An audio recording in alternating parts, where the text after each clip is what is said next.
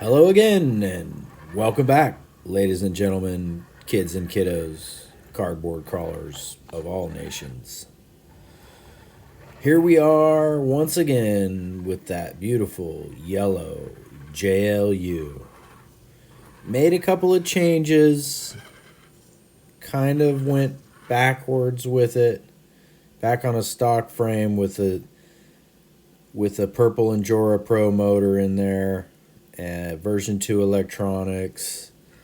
Kept the Mofo servo up front, running stock links with a Grizzly Works chassis kit in this rig. And I just liked the way that it worked. I made those changes for a couple of days, drove it a couple of times, and decided that I really liked the balance of this rig the other way. Obviously, I put a heavier servo up front, so a little bit more front biased, and it's a stronger servo. I had an Emax in here before. Now it's a Mofo Servo Beast, and I am quite happy with it. I was happy with the Emax before, but the Servo Beast is just going to go above and beyond what I need, and it adds a little bit more front weight to it. So I felt like the chassis that I put in here kind of just wasn't giving me the same effect suspension wise as this Grizzly Works kit does. And so I went back to this route, which really still keeps this truck at a super reasonable price if you were gonna price it out. Other than the servo, it's all pretty cheap parts. One of those Purple Pro motors, I've seen them for as low as like $12.99 on Amazon. You get them on sale, and they come with their own mount, and they bolt right up to the stock transmission, and away we went. I had transferred in some all metal gears. I believe that was a set from CCXRC into this transmission, and that's why if you saw it, it didn't have a cover.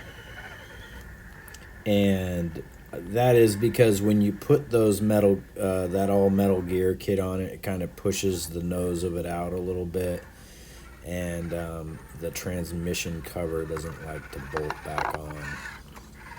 They generally, I think, when you're going to go with a kit like that, you upgrade the motor and the training mount to begin with, and then it's a non-issue.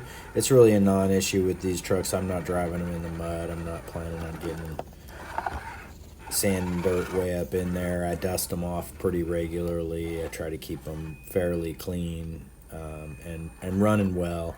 So if I do notice a buildup of grit, I might do something. I could drill out the very front of the case or the case cover and make it work just a little bit differently, but not really much of a need for that.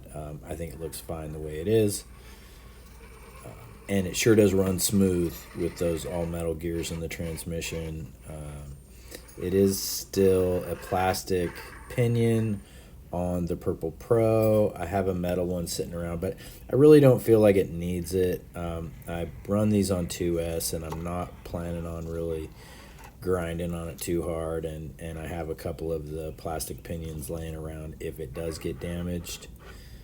And I also have a steel one, the hardened steel pinion in 11 tooth. If I wanted to put one on, I have an extra one sitting around the workbench, and could do that. You can see I get hung up here.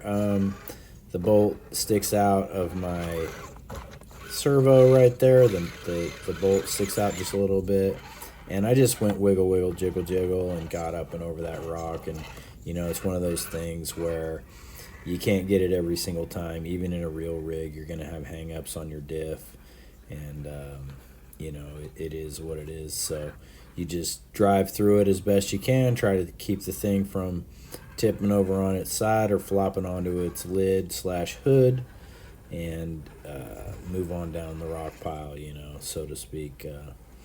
It's a real fun little trail that I picked today. I started in the new spot of the of the course and just kind of working in reverse of what I normally would take some of these lines. And you know, you gotta, on the trail, you're gonna hit reverse. It's not a competition, so don't beat me up for hitting my reverses. I'm just trying to get through these obstacles fairly smoothly and have a good time while I'm out here wheeling and filming and having fun. You know, it's a lot of stop action when I'm filming, you know, so some of these are a little bit longer, you know, 30-second sessions or whatever, you know, but that's just the luck of the draw where you have your camera placed and which direction the truck is going. Like this is a little real short shot because I have the camera so close to where the trucks kind of come up these rocks that I just couldn't even really I couldn't stay here for very long. So I have to give it a little bounce here, give it a little bump, a little throttle touch to get it up this little precipice here, and then bang, bang, move to the next camera angle. And it was all about throttle. And then right here, I just keep slipping left. You know, the weight, that front servo weight is slipping me left. Maybe if I put some knuckles on this rig, I mean, that's going to add weight too, but it's going to, you know, put it down real low and maybe would have kept it right on that rock. But it's hard to say. The balance is a little bit different in this truck now, but it's still really, it rolls out really nicely. I like the feel of it. I like the look of it. I like the way the shocks actually work. I have some Endura oil shocks sitting here with, you know, just dying to go on one of these trucks, and I probably should just throw them on there just to see how well it works on one of these JLUs. You would think I would have put it on the one with the Maz chassis already, but I just haven't. So I might throw some at this truck in the next couple days. I like this rig. One of the reasons I kind of switched back was because I didn't want so many rigs on my Fly Sky. I kind of like to have rigs, if someone comes over, they can drive, and then I have my choice of rigs. And then what happened was when I built this, put the Rock Wolf in it and the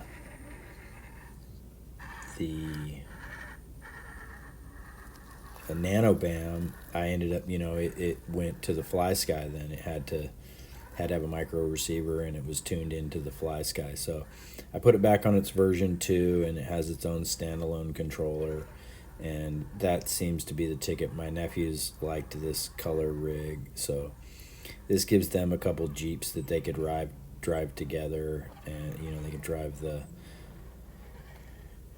Maz Designs one, and then this one, if they wanted to, have a couple of Jeeps on the trail instead of their C10s. And just you know, changes it up a little bit, gives the ability to I can also film multiple rigs when they're not all on the GT5.